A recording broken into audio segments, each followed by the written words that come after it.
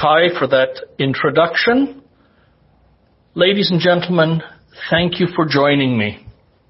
I'm going to speak about change and the challenges to communication. It is very obvious to me and to all of us in this communication tonight that here is a perfect example of how we have changed ordinary communication. Tonight, I am going to be speaking on my agenda about the challenges of change, how young people today think about change, and what it is actually doing to their expectations, as well as the approach that they have that's going to affect them in their business and life through the future. I'm also going to look at what we need to do to ensure that the young people today can actually adapt and improve their communication and change the way they deal with communication so that they will be successful in the future. The key here is, if they cannot communicate effectively, we will have an entire generation who will not be successful. So let's look at the first of the challenges. The very first challenge I'm going to deal with is young people have unreasonable expectations. In essence, in my career as a public speaker and presenter and in business, I have encountered all kinds of misconceptions that young people have. The thoughts that they have don't align or tie into what the reality is. So let's take the attitude that young people have. In my training, when I speak to the youngsters that are learning from me and taking my public speaking and presentation program, every one of them says, I want to earn lots of money. The problem is that they really don't understand the amount that they have to do to work for it. This is one of the key problems that I find. They want to have wealth, but they don't want to put in the effort that's going to allow them to actually achieve it. There are questions on a website called Quora.com that demonstrate this clearly. So when you actually look at Quora, I found one there where the person is asking in the forum called Wanting and Making Money, how can I become super wealthy within 8 years? And the chief executive officer of a TV program called As Seen on TV basically responded to them with this type of question: you will never be wealthy because you're making 3 fundamental mistakes. You are looking for a simple and easy button. You're looking for a recipe, and you're waiting for someone else to provide you with absolutely a complete game plan, but you're not willing to put in the effort yourself.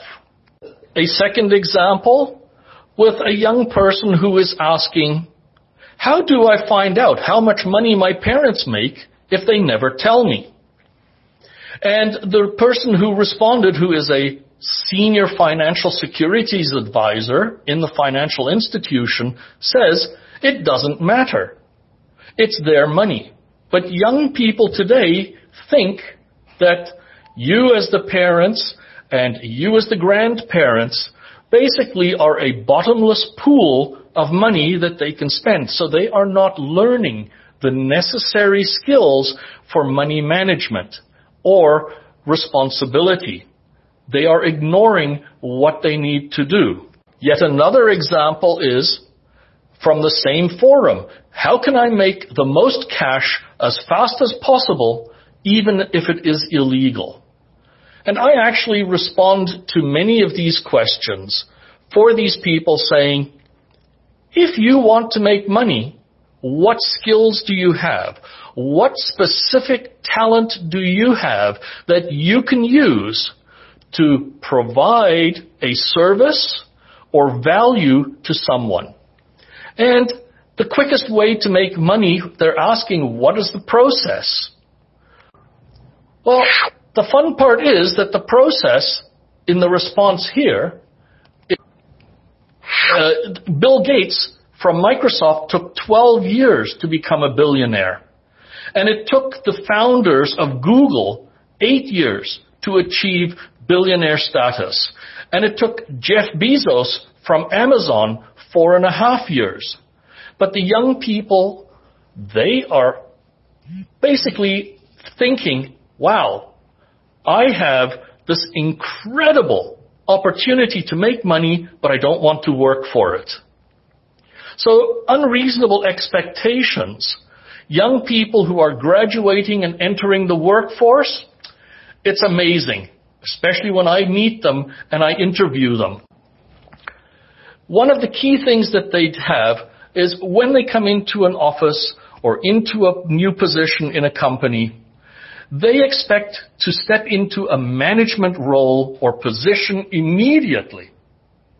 But there's a real challenge with this, because the majority of these students that are coming in as new employees arrive with few or no skills or experience that is immediately that they can immediately apply to the business or to the job that they are taking. This is something that young people need to do. They need to learn the process and the culture. So we find that the biggest problem that they have is they don't have the communication skills. In lacking their communication skills, they may have graduated with exceptional marks from university or college or whatever program. And again, it's great, but they are challenged because they lack adaptability. The world is changing extremely quickly. And yet they come in and lacking effective communication skills mean that they cannot work as a team player in any corporation. These are unreasonable expectations because they want responsibility, but they haven't learned the necessary skills to take on those roles. Young people need a knowledge of the business culture and the environment that they are joining if they want to be a success. But the number one thing that businesses have highlighted is young people coming in lack written and verbal communication skills that will allow them to be successful.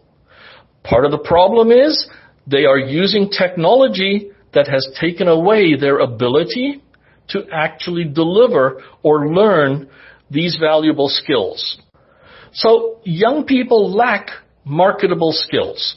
And I put young people, by the way, as anyone between the ages of 10 all the way to almost 30 years of age.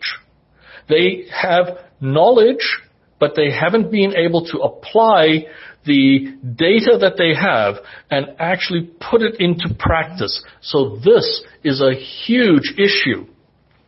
In interviews, and I've been sitting on interviews with young people that have applied for the job, they have a great resume. They have all of the training that will make them functional. There's just one problem. The problem that they run into is that they are unable to tell an interviewer exactly what they can do. This is a problem because if you cannot articulate the value that you can bring to an organization, you're not going to get the job.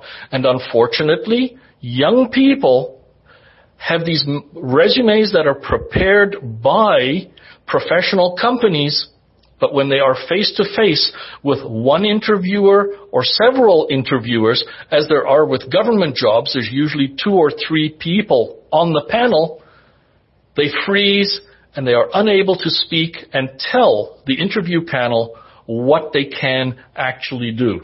By using technology, the young people have lost the ability to communicate effectively. And I'm going to demonstrate this in the next phase of this particular challenge. And that is technology.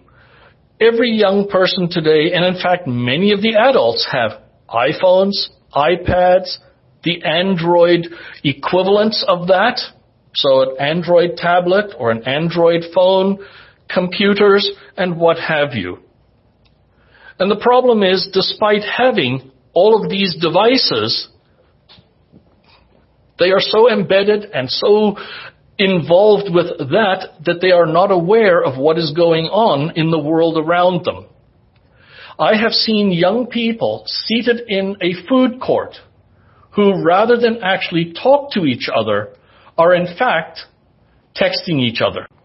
So the problem increases because instead of paying attention to the world around themselves, I have witnessed and nearly hit people in my own vehicle who are so engrossed, so involved in what they are seeing on their cell phones or listening to music that they will step off the sidewalk into traffic and nearly get run over. This is a problem because our communication is now being reliant on the technology rather than actually standing and facing each other and speaking to each other. And you can see this when kids are heading to school every day. They walk, but their faces are glued to their technology. So texting and walking, 74% of the people who were interviewed always said, geez, other people do it, and only 29% actually admitted to doing it themselves. But that leads to many problems because if you're not paying attention, and you can see here in the presentation I have put together a news story of a person who fell into a hole in the sidewalk because she was not paying attention to where she was. I've watched people walk into telephone poles on the street because they are not paying attention. We need to make sure that young people are aware of their surroundings at all times. So we really have a problem with the young people and their technology. We see there that they need a dictionary to communicate with, and you see the slide there where we have GR and the number 8 for great, THX for thank you, LOL, laughing out loud, and so on. But when university students use this in their actual texts and papers, they are losing marks. This is a problem, and my sister-in-law has had to tell her students, you either write it out completely, or I'm going to fail you on that particular point in your presentation or in your paper that you are submitting. So young people and my experience, and this is a major problem that I have encountered, whether it is with the training that I do or whether it is with them in interviews and in the business environment, they have difficulty with writing complete sentences and paragraphs. They will have a run-on paragraph, a paragraph that should actually only have one idea in it. Their paragraphs will be continuous and have their entire presentation. They're not breaking it up so it's easy to read. This is a major problem with communications. I find that many of the youngsters are unable to present a complete, detailed thought or account of an event. And this is something that is vital in the business world. You have many instances where you need to provide a comprehensive, step-by-step report or essay that details all of the concepts and thoughts. And here's one of the other issues that young people have. In my experience, in my training that I give them, they're using language in creative ways, but it does not apply to their future work environment.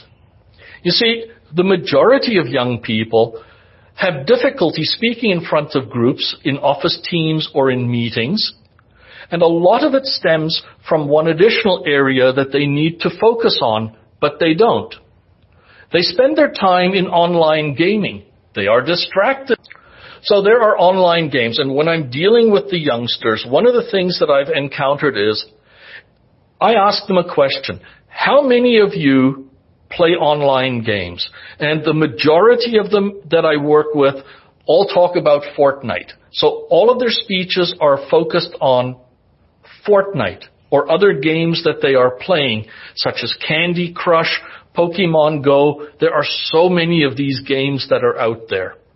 And the amazing thing is that by playing these games, they're not learning a mental skill. They're learning how to do a shoot-them-up game. They're learning how to play golf potentially. But they're not using anything more than chat with their colleagues and friends. And one of the biggest problems we have is, and this may surprise you, but an actual study says that on handheld devices, and this goes all the way up to people up to 35 years of age, they are spending 6 to 10 hours playing games weekly. But when I'm dealing with the kids, one of the scariest things is that gaming has become addictive and is now classified as an illness or disorder by the World Health Organization. So how do we deal with this? People are connected, but they are losing the necessary skills and the critical skills to be successful. One of the things that kids really are having problems with, and this is not just young people, this is even adults in the technologically connected world. They have lost the ability to do effective research. How to find information. Let me give you an example. A coworker of mine approached me. She had a new cell phone, but needed to put BlackBerry Messenger on it. This individual asked the secretary. The secretary goes, I don't know how. The secretary asked me, how do I do it? Well, it's really simple. It's very easy to do research. All you do is you go to Google as a search engine and you type in, how do I install BlackBerry Messenger on an Apple iPhone?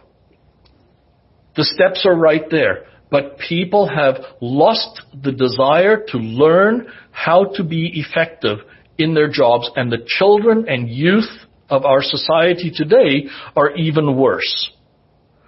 One of the things that I face every time I teach them is that youngsters do not have a knowledge of world events. This is critical. So let me give you an example. With my last class that I had, I asked the kids if they knew who had died the day before. And it was a prominent world music figure. And not one of them was able to tell me that they had seen it in a news report and they were unaware of this.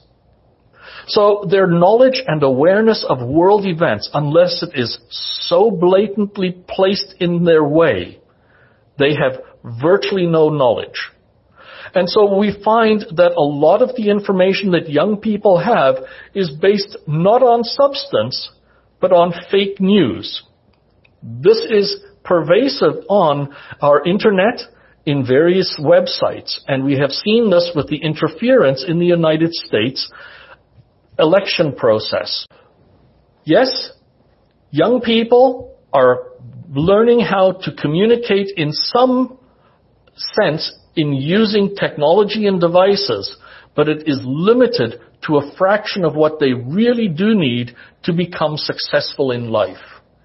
One of the critical things that I have noted with my students when I'm teaching them the necessary skills in public speaking and presentations, I don't expect them to memorize a speech a week. That's not the objective. So I provide them with the necessary tools, but I insist that after the first session, they actually now start to do research on topics of substance and not limit themselves just to that single career future that they want to work toward. So young people don't have a knowledge of world events, but they don't watch the news, which means they don't even have knowledge of what's happening in their own municipality, in the city of Toronto or any of the Greater Toronto area. They have no knowledge of what is happening in the province or in Canada as a whole. And they certainly do not have sufficient knowledge of what is happening on the international stage. Further, they lack an understanding of politics and world events and how this will impact them personally. This is a critical problem because even the tax laws that change every year are going to impact how young people deal with their finances in the future.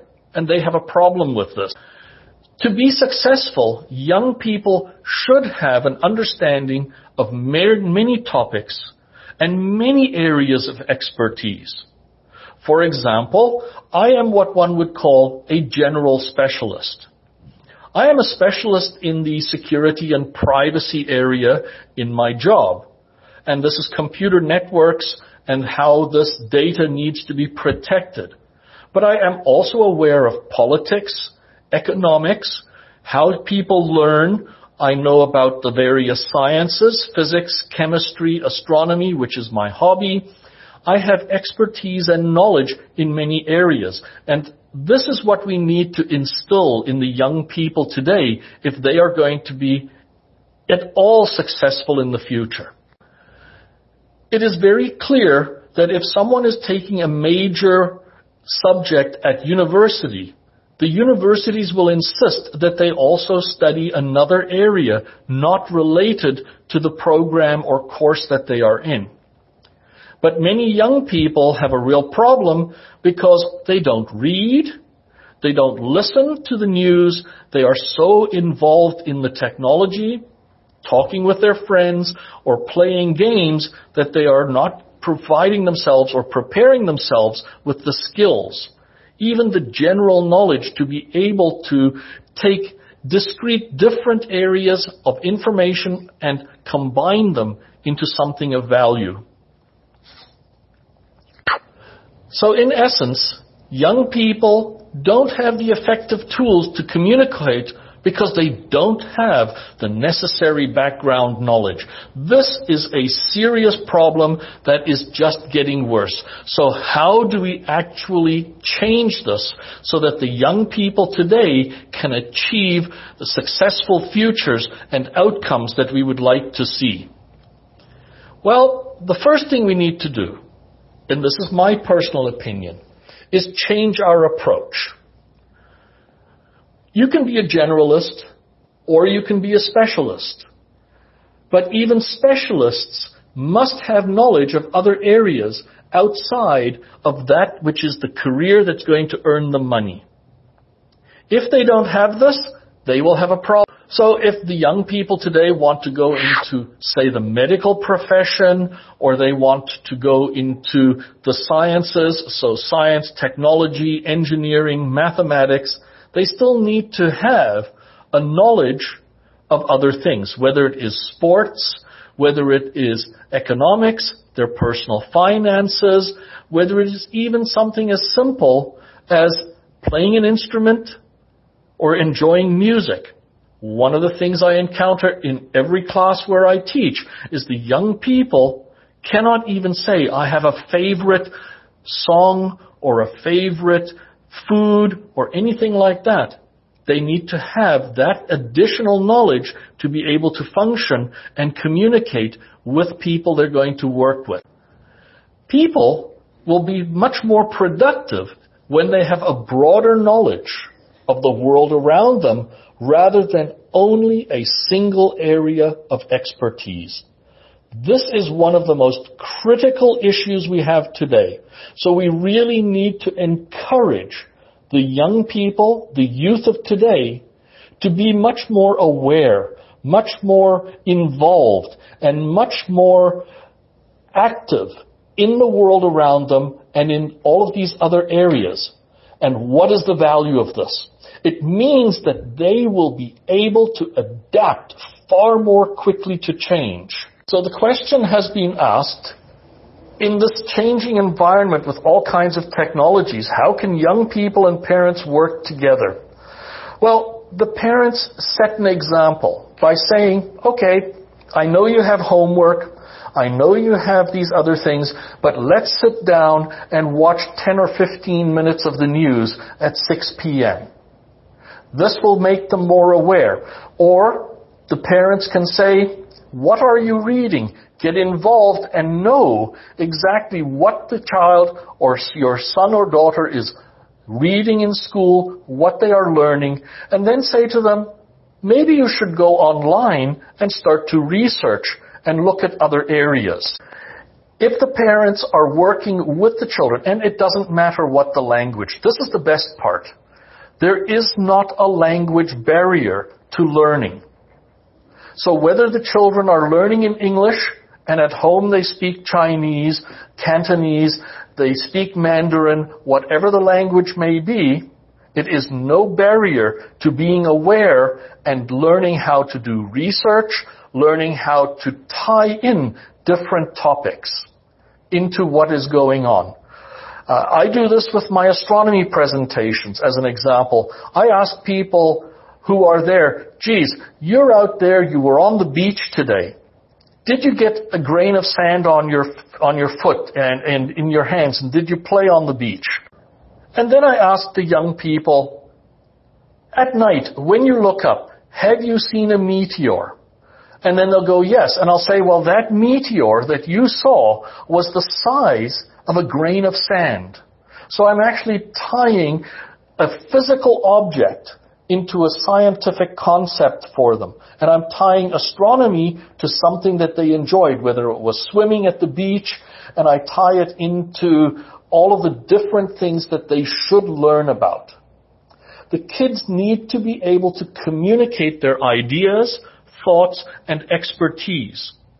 And they need to be able to say, I understand that you have this opinion, my opinion is different. They need the ability to actually say, this is my opinion, these are my thoughts. So, young people need to learn how to recognize trends and how to work with those trends, especially in the workforce. So let me give you a quick thumbnail sketch of my background. When I started with technology, I built my own computer, so I learned how it worked. And I actually built one in the early 1970s, or the late 1970s actually. Then I learned how to program it. I then became a desktop support person and I learned the software. I taught myself. But I recognized that that would not be a career that would last, and that the value of that service would be replaceable as the technology improved. So now instead of troubleshooting an individual board, we swap it out. So instead of doing things like that, I looked for the next opportunity, the next way in which a trend would come along. And so I moved into the security and privacy space and the networking space. This has a future, and ultimately in the future, that will change.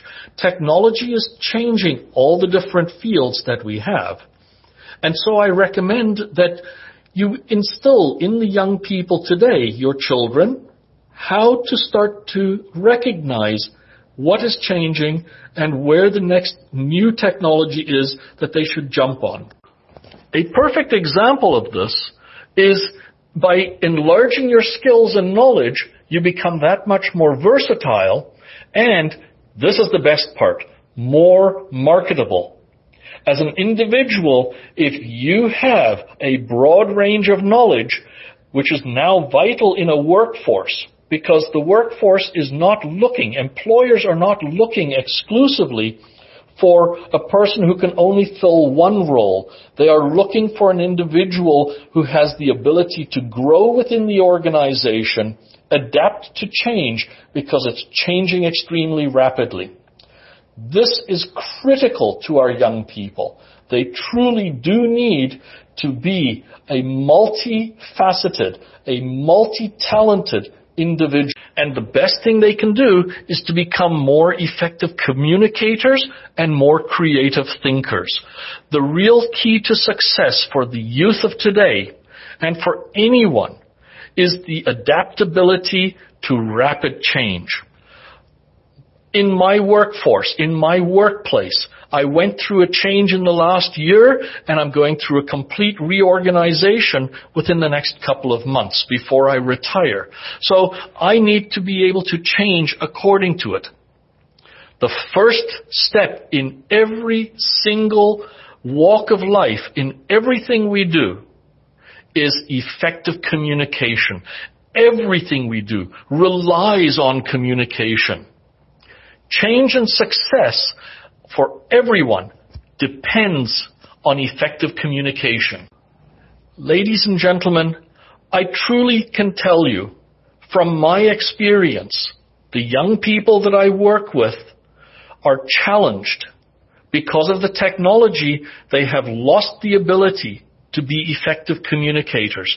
They have lost the ability to think creatively, and they can only see a very narrow path. If they had the ability, and this is where we as parents can serve them so much better, is by involving them in more activities outside of gaming. So set a timer on the amount of gaming they can do in the evening. Set goals for them. This will allow them to gather more knowledge outside. Have them pick up a newspaper or some other book or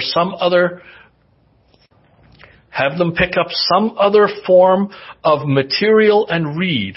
And they should not just read, science fiction or fantasy. They should read Scientific American, or they should read the astronomy magazine. They should read a technology magazine and computer magazine about where emerging trends are.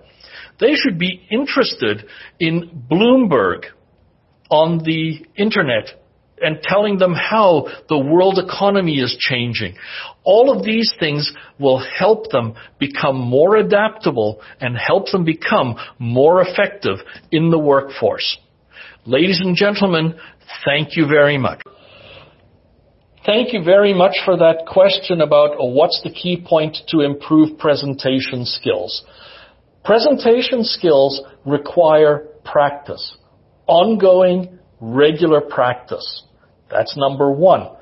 And because I expect young people to be able to create a speech every week, I recommend that they use speech to text. Now, I also provide a template, which I will happily share with anyone, on how to frame a presentation very quickly. They need to have their opening, their body, their conclusion, but then they need to have the individual points. There's another question. I'm getting to it. The other thing that I also do is involve them with teleprompter, and they can always online search for anything related to Toastmasters or public speaking and presentations. The worst thing that can happen to anyone, and the government is the worst for this, I'll be the first to tell you that, is putting too much material on these slides in a presentation when they should be using a lot less. If they use less material, but they speak to the points, and then they give their viewpoint, that is so much better. I also recommend that they use a tool called either OneNote or Google Note so that they can keep track of information that they can use in future presentations. It's a small database of ideas or things that they want to come back to. Those are the starting points. Now, to answer the second question, and that is the public speaking training, will that be enough? It is only a starting point. Communication skills is more related to having a very broad and a very wide knowledge of different fields and wide knowledge of general areas. So even watching something like Jeopardy, the game show on TV, where it's questions and answers, is a great way for kids to learn very quickly about areas that they're not familiar with. And finally, I cannot emphasize enough that if young people want to become effective communicators, that they read extensively on just about every field, even if it's general knowledge. The more you read, the more knowledge you have, the more you will be an effective communicator. And by the way, next week and the week after, I am actually going to do a deeper dive than I could tonight into communication and public speaking skills and how to actually become more effective. One of the key things, and kids, I've had several of them. Now, there are exceptions, and some of them are really bad. So let me give you a couple of examples that I've had in students recently. This is personal experience. Young people who are saying, I'm just going to stay in my basement, in my parents' basement, and I said to this young person, wow, go home and ask your parents how long they will allow you to do that. And the next week when he came back, he had a new motivation because his parents said to him, sorry, but when you turn 17 or 18, it's on you to start earning your money. So I agree that I cannot do a generalization.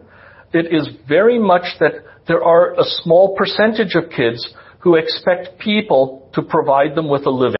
But the role model is very good. They can look for role models amongst people where they volunteer. So I highly recommend that if kids are going to become well-rounded, that they look for volunteer opportunities within the community, whether it is engaging with other young people in various activities that provide value to the community, whether it is going to a food bank and helping sort food or hand out food, whether it is going to the David Dunlap Observatory and greeting people who are coming for the tours that occur there.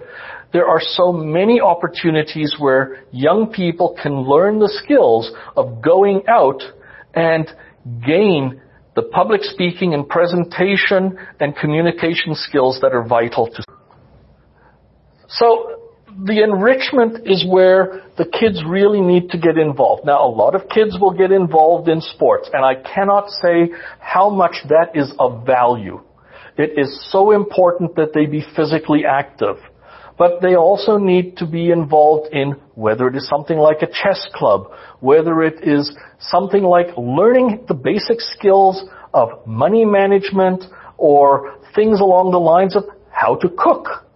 It's amazing how many young people rely on fast food and cannot even cook a meal for themselves.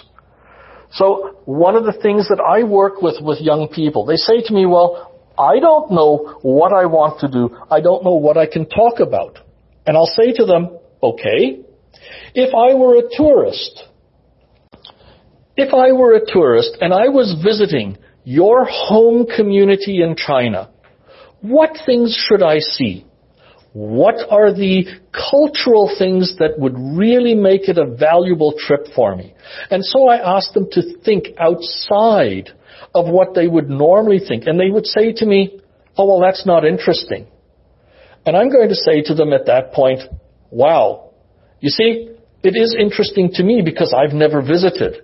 So I'd love to know in preparation for when I do go visit. It's to engage the young people in thinking outside of the norm that they experience in school and with their close friends and companions, because that is so restrictive these days. 好，今晚的多群直播就到这里，感谢 Mr. Ban， 感谢各位群友的参与，尤其刚才几位群友用英文提出了高质量的问题。那么我们下周五的晚上呢，依然是 Mr. Ban 给我们做讲座，讲座的主题是如何成为一个高效的沟通者和公共演讲者。欢迎大家届时参加。好，祝大家周末愉快。Thank you very much for that introduction. Jack Ma is a perfect example of an individual who has faced adversity. He said, if you don't give up, you still have a chance. Giving up is a great failure, and it can be the greatest failure. Well, proof of that is if you look at his Wikipedia page. He applied for 30 different jobs and was rejected by every one. He went to the police for a job and was rejected. He was told he was no good. When he went to the Harvard Business School, he applied 10 times. And again, Jack was rejected. And he did not let that stop him. That is an inspiration. And it is applicable to public speaking and presentation skills. You see, effective communication is not just standing in front of a group and speaking.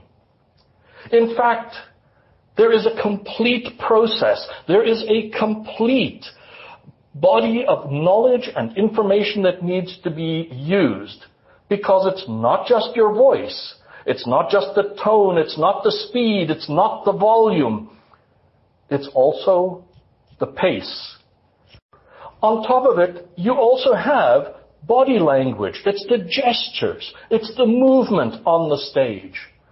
I'm going to speak to you tonight of some of my experiences, the learning process that I went through to become an effective communicator, a public speaker, and a professional presenter. One of the most important things that I learned is you really have to understand the psychology of how young people and adults learn and how they absorb information. Further, it is very important to be first and foremost a listener and a very effective observer. It's great if you're standing in front of an audience and you're giving them a message. You always need to have a message. But you also need to be observing the audience, how they are reacting, to ensure that you are engaging them effectively. You need to be a person who delivers their message in an understandable way. Let me illustrate this. In the middle of the 1990s, I joined a Toastmasters club. And one of the most important things is they give you a very structured process. They've got the communication, the basic communication program. And it's amazing because there's 10 speeches, 10 projects that you need to work on. And because there weren't many people in the club, I just breezed through the entire program in 6 months. And every single time I had people say to me, "You were fantastic. That was an incredible presentation." And I felt really good. But there was one major problem. Because upon completion of that first manual, the first 10 projects, I thought I had gained some valuable skills. I thought, wow, this is really an easy program. And so I went to an advanced club. That advanced club taught me one of the most valuable lessons imaginable. And I have applied it ever since. That valuable lesson cannot be emphasized enough. And that is listen to effective and good feedback. You see, without the feedback and without really listening to it, you can never improve. And I had not learned anything. My first club had spent all the time brushing my ego. They had given me glowing feedback, but had not told me what I was doing wrong and how to improve. This is an incredible disservice, and this is why you need to find, if you do join Toastmasters or any public speaking club, a group that will really help you, a group of people that understand what is required to become an effective speaker. Now, it's not just a little bit. It is absolutely incredible because you need to be a much broader thing, a much broader person than you can imagine. Once you are able to do that, it becomes much simpler for you to be able to take on that role. You become a presenter who is able to project, Now, one of the things I have always said to people, do yourself a favor. If you're in school or you have a choir that's nearby where you live, go and practice with the choir. There is nothing more valuable than being a singer, because that develops your lungs and your ability to project, and you need that when you stand on stage. It is critical to learn how to project your voice. When you stand in front of an audience, even if you have a microphone, you don't need to speak loudly, but you need to speak effectively. I had a student here recently who her teacher said to her, "You are speaking very quickly," but she couldn't grasp the concept. So what I said to her is, "Let's videotape you." And when I videotaped her and I played it back, I asked her a question. Could you understand what you were saying? And you're the one who has memorized your speech. Well, it turned out... Hi, I'm your assistant. So one of the things I did with her was demonstrate the need for public speaking with clarity and voice and projection, but slowing down, the ability to speed up when you need it to and slow down when it is an important point that you are trying to emphasize. This is one of the most critical lessons that took me a very long time to learn. It's amazing that once you actually grasp the process and you become that actor, that person, that persona of what you want to represent, all of the other things become a lot easier. So what skills are really required and what knowledge are required? Well, if you're going to be effective as a public speaker or presenter, the number one thing I insist on in myself is the ability to do effective research. It's great. If you put in a Google search, you're going to end up with tens of thousands and sometimes millions of pages of worthless information. So you need to learn Boolean logic. This is the ability to only get the information that you're really researching and what you want to find that will be useful in your presentations. And there are multiple sources, but the first place to start is with Google. So research is great, and you cannot just limit yourself to Google. You need to go to a library. You may need to use university sources. You may need to go online onto the internet to archive.org, one of the most incredible repositories of information.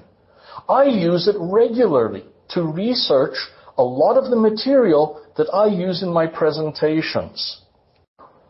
I cannot emphasize enough that knowledge is indeed power. And when you are presenting knowledge, you're not just presenting ideas and information, but you really, as a public speaker and presenter, need to use and present your personal views, ideas, and how those apply to the topic or information that you're trying to give to your audience. Now, a very good speaker doesn't just share, but they also have to learn how to share. So in every presentation, I strive to improve and to pass on my new experiences and learning to others afterwards. When I do a presentation, after I'm done, I ask the person who introduced me, what could I have done better? And then I take that, I build that knowledge, and I keep it and use it going forward. It is vital to be able to share that knowledge with others. And at the same time, to learn from others who are even more proficient than you are. Public speaking and presentations, to be really effective, to really become a professional, You need to have a personal passion, a driving force, and look at it as an opportunity for personal growth. Here we come back to me. I do, on average, 30 to 50 presentations every year. I do, of that 30 to 50, at least 6 to 8 are done in front of diverse audiences who are completely outside of anything related to work. You see, that driving force, that passion, is something that actually goes into your presentation. That passion drives the very words you choose, the very language you use, the movements and gestures.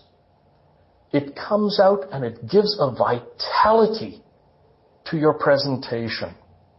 This is how a presenter who is a professional grows. You need to have self-motivation. It's not enough to just stand in front of an audience.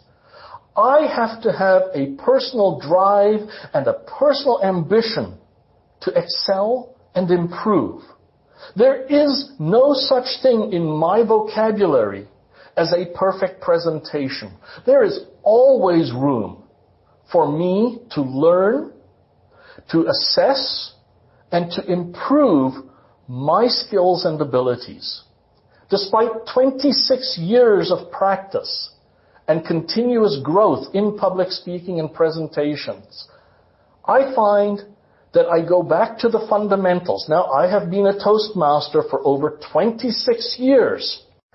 In those 26 years, I have had the opportunity, and in fact, I have been self-motivated to go back and do the fundamental program, the competent communicator, first 10 projects, 5 times. Not once, not twice, 5 times over. Because if you do not continue to practice the basics, you lose them and you develop bad habits. And I always look at myself. So I videotape myself. And this will come back to in a little bit further in the presentation.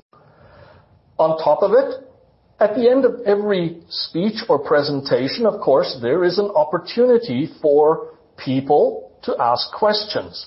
And so you need to now develop yet another skill. And that is impromptu speaking. The ability to analyze a question that is asked, to assess the value of the question and how to respond to it. You see, the audience may not have the same degree or level of knowledge that I have on the topic that I am presenting. And so I need that skill of extemporaneous or impromptu speaking. To be able to answer these questions effectively, I frequently have to touch on many fields. If I'm speaking about something that is a very complex concept, I need to be able to illustrate it with something that the audience member who is asking the question asks me. And therefore, I need to have a knowledge, and in some respects, a very in-depth understanding and knowledge of many different fields, because my responses will demand that I have the ability to translate that question and then my answer into something understandable. Everyone needs a personality. You need a great and engaging personality. It's not just enough to have that personality, but you almost have to start to develop a culture and cultivate in yourself a charisma, something that will grab the audience's attention by your very presence. When you walk in front of that audience, you need to have the stature of a giant. You need to have the command of the audience, and it's very much like my brother was. He was an orchestra conductor. And it was amazing because he said, I lift that baton in front of that orchestra, and 110 musicians come to attention. 110 musicians, and he holds and commands their entire lives as they prepare to launch into that music. That is the same kind of approach that an audience is expecting from a presenter. Now, there's also additional information that I need. I need to learn about many different cultures because we live in Canada, at least, in a multicultural society. But I have traveled to other locations, and people have different perceptions, different acceptable behaviors. And I need to know and understand exactly what those are if I am going to communicate effectively to those people. For example, here in Canada, if I were to be training a young person from a First Nations community or a First Nations tribe, what's really interesting is that young person will never look me in the eyes as an adult. So I have to communicate with him. And the reason he won't look at me in the eyes, by the way, is because I am a respected elder. And so this is a sign of deference. This is a way in which the child from a First Nations community shows respect to adults. It is imperative that I understand this when I am trying to communicate to different audiences. And then, of course, there's different religions, different cultures. So, as a professional speaker, I need to have a deep and absolutely, it's vital to have an understanding of as many different cultures. And this comes back to knowing your audience, knowing who is going to be in your audience when you are there to actually present in front of them. Therefore, as a speaker, it's incumbent on me to embrace diversity, to embrace acceptance of people, not to judge just by what I see, but to actually provide in myself the experience and the enjoyment out of my presentation to everyone who has come to my audience and is sitting in that audience listening to me. What is unique is every single person is there for one of two reasons. People will come to hear a presenter either to learn something or to be entertained. Those are the two goals that every professional speaker needs to have. So I cannot emphasize enough that you need to be not just a speaker, but you need to be effective by learning so much more, even though you think only a small percentage of it is going to be used. Now, to become an effective public speaker, the number one thing you really need to do is to create a plan. How are you going to get there? Set a goal for yourself. You see, it's not just enough to say, I'm going to learn how to stand in front of an audience and deliver a presentation or a speech. You need to have, as I say, those skills of research. You need to use all the tools that are available to you and start with the fundamentals. And then, most important of all, practice. Prepare a speech, practice. Set it aside, come back to it, and practice some more. I use YouTube, and I look at great orators. I take the videos of great orators. I take the recordings of great orators from archive.org, and I listen carefully to how they structured their speech or their presentation. So I've listened to Winston Churchill. I've listened to Delano Roosevelt. I have listened to Nelson Mandela. I have listened to speakers of every country to learn how they use words. This is part of what comes into your plan.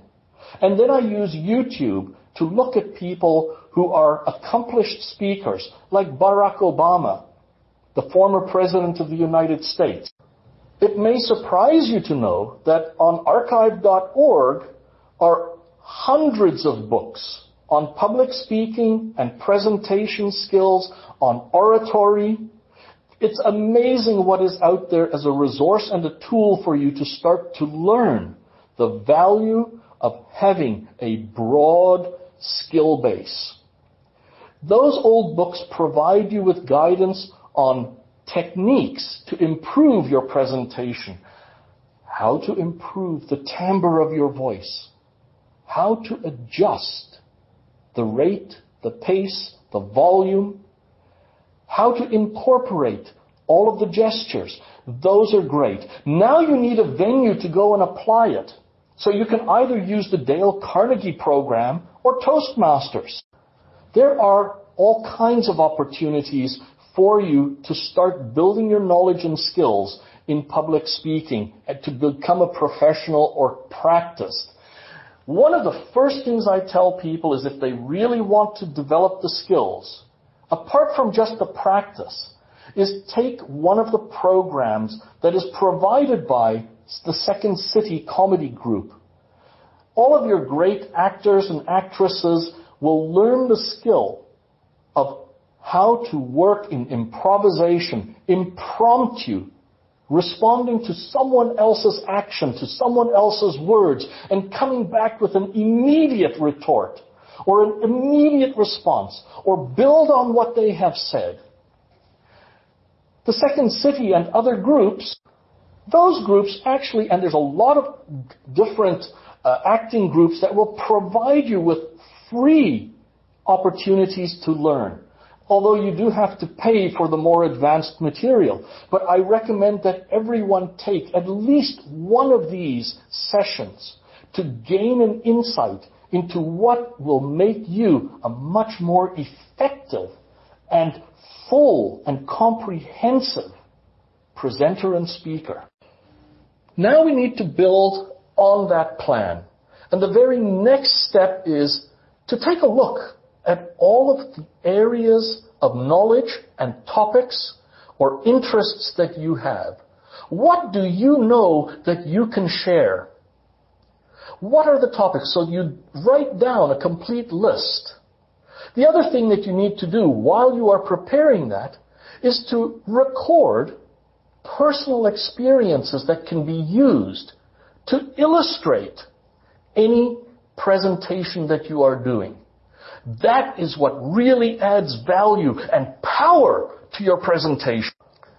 Then you need to add that persuasive portion, that motivation for those people not only to listen to what you have to say, but also to take action, to go beyond the limits that they have set for themselves. All of your presentations need to at least be relatively current. Things that will be of interest to an audience, not just to you.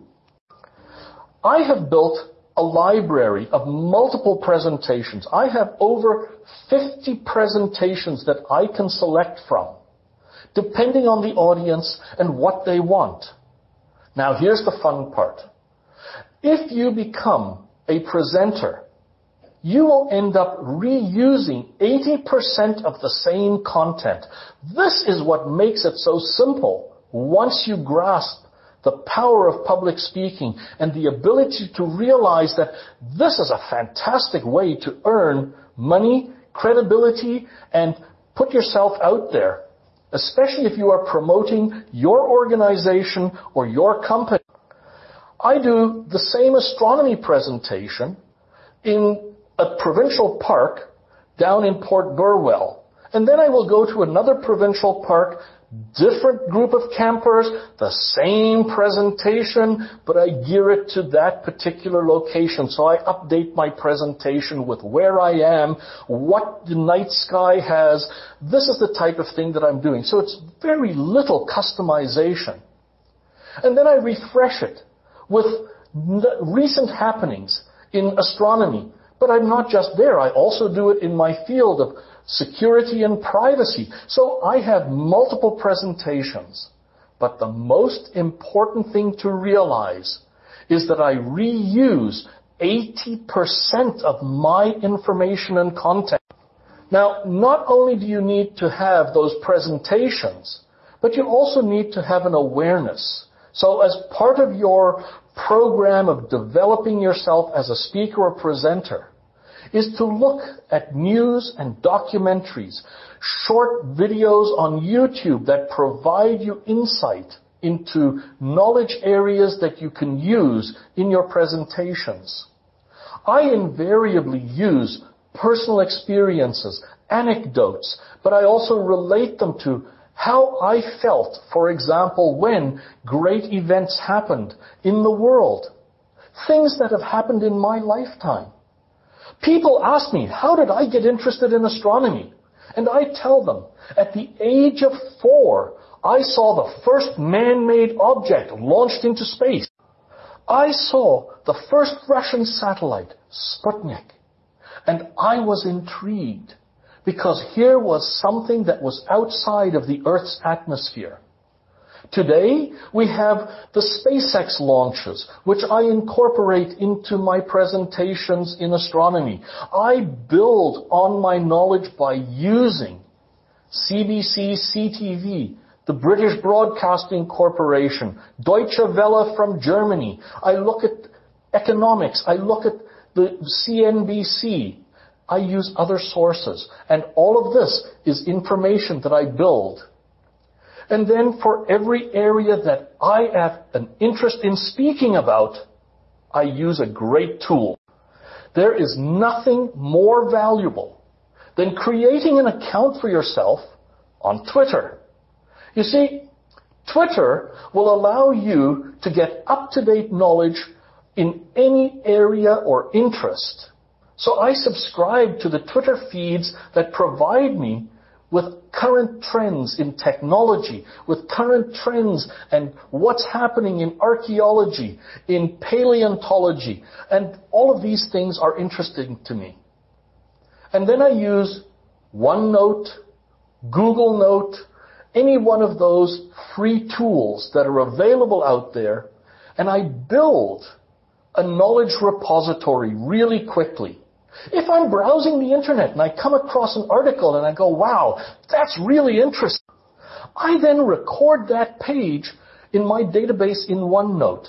And then I put my own anecdotes and what is applicable and why it is interesting to me. I have things back from 5 and 10 years ago that I have researched and I go, wow, that would make a great topic for a presentation. What's happening in that area today? And I update it and I incorporate it into my presentations. I record my own personal incidents, occurrences, and my experiences, things that I think about. And I use them to illustrate points in my presentations. This is what people remember. I've had people come up to me saying, I remember you because... And then they will tell me what it was that they actually remembered from a presentation. And almost every single time, it is something that I illustrated and I demonstrated that I had personal knowledge of it. This is where you will find the power and the attraction that your audience will be absolutely captivated. This is where you will find the power in your speeches. YouTube is not the only source of information. You can also go on to Vimeo. So there is another repository of incredible value to you. And the tools are there. So you need to look for speaking opportunities. It's great. You have a whole database or you have a whole group of speeches. Where can you present them? I'm not just expecting you, if you want to become a professional like I am, to just do it at work. Contact your local library. Libraries are always looking for something interesting, and they will have themes for a particular month. And if you have a presentation that is timely, then that is something that they will jump on. And they're not the only community organization that you can work with. Believe it or not, seniors' residences. I've done multiple presentations to seniors' residences, and here's the fun part. I have discovered people in those residences, retired teachers, retired professors. I've discovered retired engineers, and when I'm presenting, I've learned more from those people that contributes to my presentations than it's absolutely incomprehensible how much I've learned from them. There are other community organizations, business improvement areas, so the business associations are always looking for people to present at their conferences. These are the opportunities for you to really start to hone your skills as a speaker. So I am going to talk now of what the suggested toolkit is to help you in your journey if you want to become a professional speaker. And it's one of the things that I do. Now, yes, I'm practiced, but these are the tools that today will help you. And I've modernized it. I no longer have to sit at a typewriter or at a computer. I can now use these tools to make me much more effective as a presenter. And let me give you an illustration and an example. Evernote, or Microsoft OneNote, or Google Keep. That's where I build my speech idea database. I use this, and I use it all the time. So I will get a call. Now, as an example, I got a call from the United Way campaign at the office. And the person who's training the canvassers for our United Way campaign wanted an educational component, and he contacted me and said, can you do a presentation for my audience? Something educational that will help them when they're dealing one-on-one with the very people that they are working with. It was great. All I did was open up my OneNote database, and I found content, and I said, I actually have a speech that I can use. It's almost ready. What additional information do you want? And I shared it with him. We discussed it. And in 20 minutes, I had a good idea of who the people were, what their knowledge was, and how to approach it. Now, it gets even easier today for someone to prepare a speech. You don't need to be a typist. That's amazing.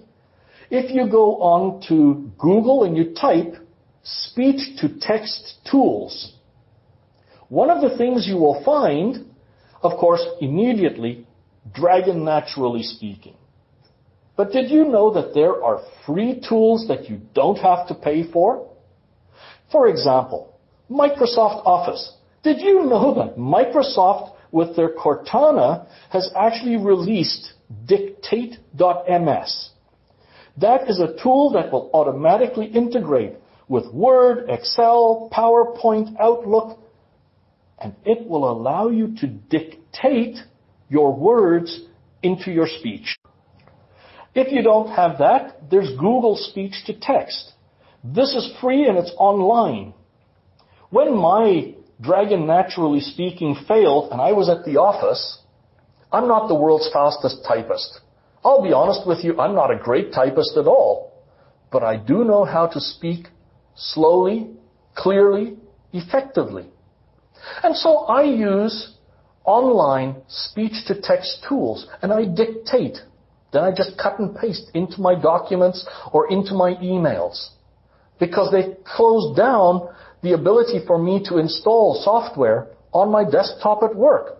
Understandable.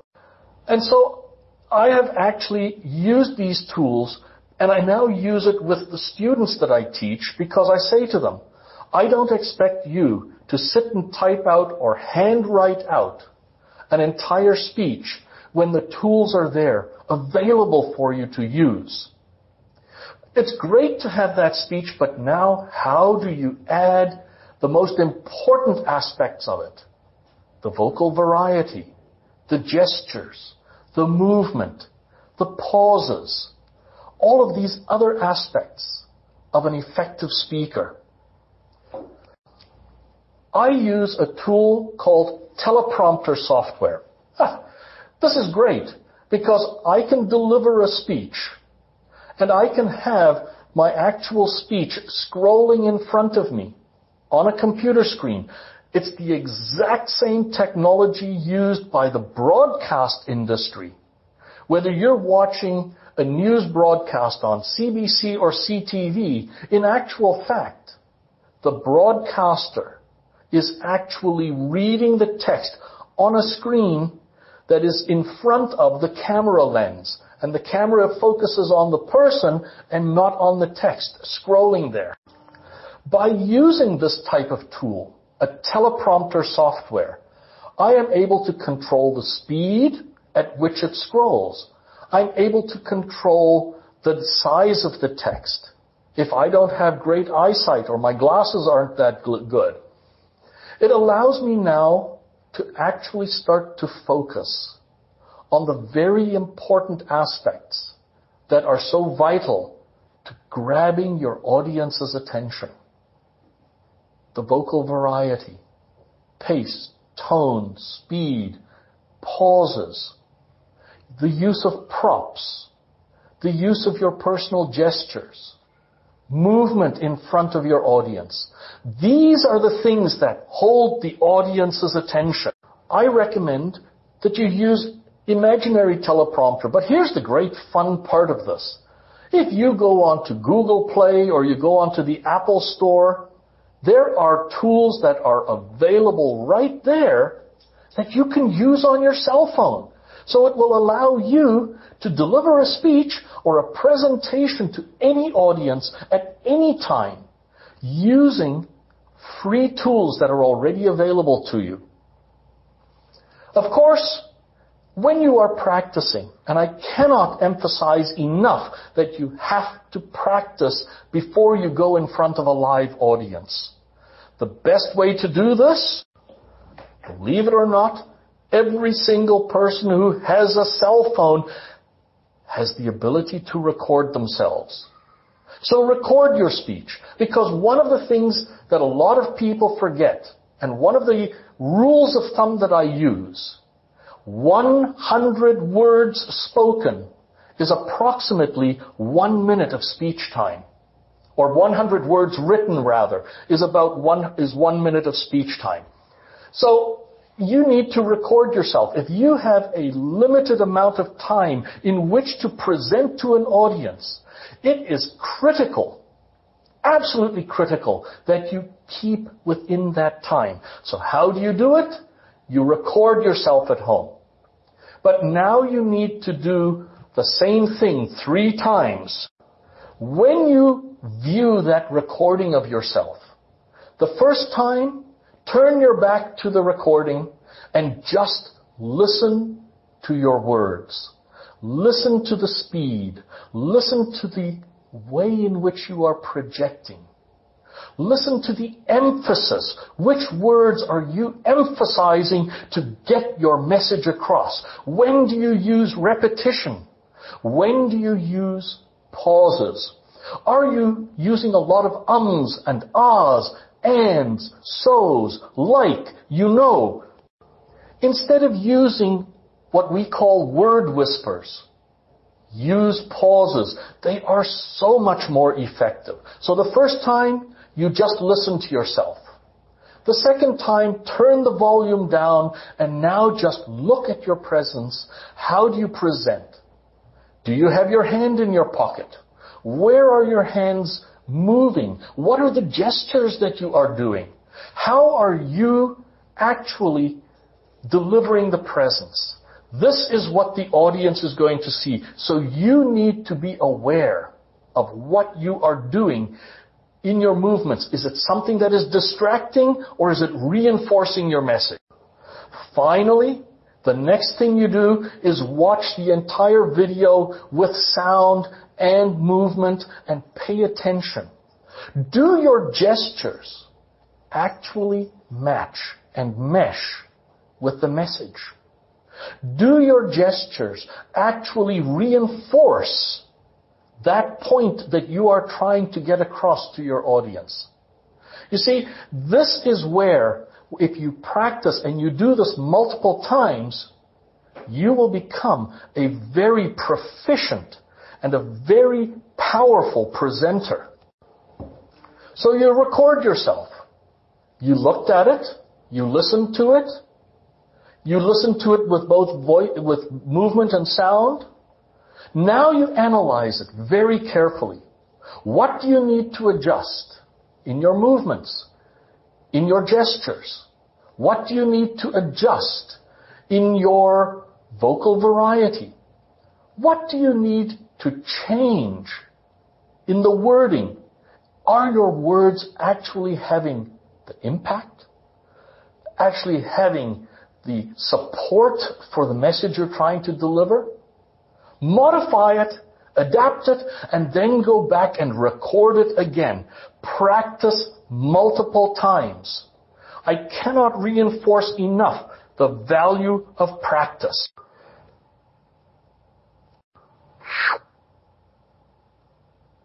If there are any questions, please feel free to ask the questions. I released my finger by accident. Sorry. 好，今天的讲座就到这里。再次感谢 Mr. Ban， 感谢各位群友的参与。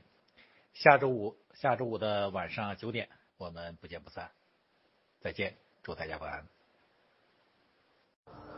Finally, elicit or seek feedback. This is one of the most important things that you can do.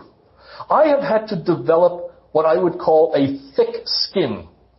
Whenever I do a presentation, I go in early and I drop an evaluation form on every single seat that people will occupy. And I ask the audience as I wrap up, or I have the Master of Ceremonies ask on my behalf, please take time to fill in some feedback for the speaker.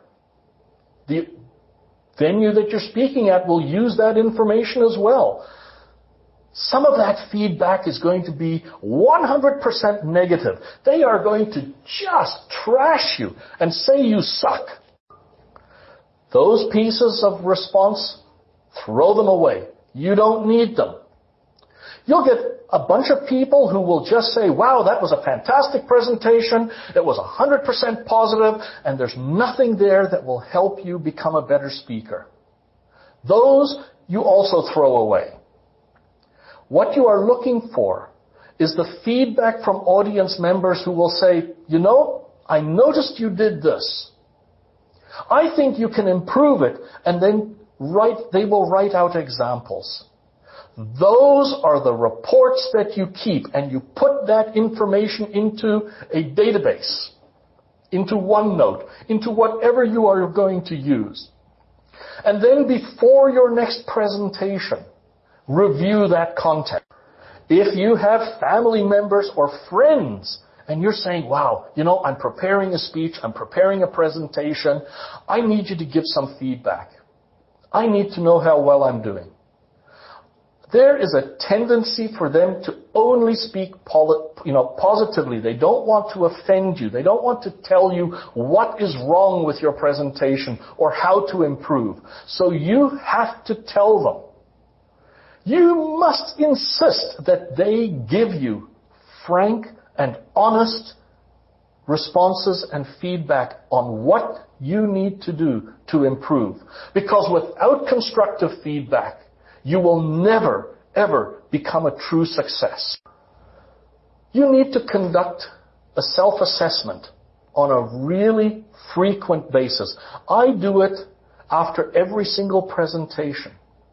I actually take my own video camera and I record my presentations. And then I go back and watch it. I'm critical, but I'm not negative. I look at what I did, and then I try to figure out what I could do to improve. I keep those videos and I keep those documents of responses from my audiences, and then I go to every speaking venue and I do the same thing over and over again, because frequently you will get recommendations from those people and they'll ask you back and they want a different presentation. So what actually constitutes success in public speaking and presentations? You need to have a personal drive, a determination. You need to work hard on execution. This is where that practice comes in so invaluably every single time. You need to have a personal ambition, that drive that's going to move you forward. And you need a vision of the success that you want to achieve. That means you need to set goals for yourself. Achievable, but goals. Now, one of the most things that I ever can come up with is I met a gentleman when I started out in my Toastmasters career, and I asked him the question, how do you know when you are ready to turn professional? Kai Rambo, who is an accredited speaker, a professional motivational speaker, he turned to me and he said, go out and speak. Speak at every opportunity. Speak to every audience. Do it for nothing. Because at one point, someone will come up to you at the end of a presentation and say, that was fantastic. I'd like you to come and speak in front of my organization. How much do you charge? And the moment you hear those words, then you know you are ready to turn professional. Finally, just like any other skill, if you don't use it, you lose it. Public speaking means if you don't use it for a period of time, you're going to develop the same kind of rust. I don't remember when I was in high school all of the algebra, all of the functions and relations, all of the things that I learned. I'm rusty because I never used it after I left high school. But public speaking and communication skills mean that if you want to be good, you need to practice over and over and over again.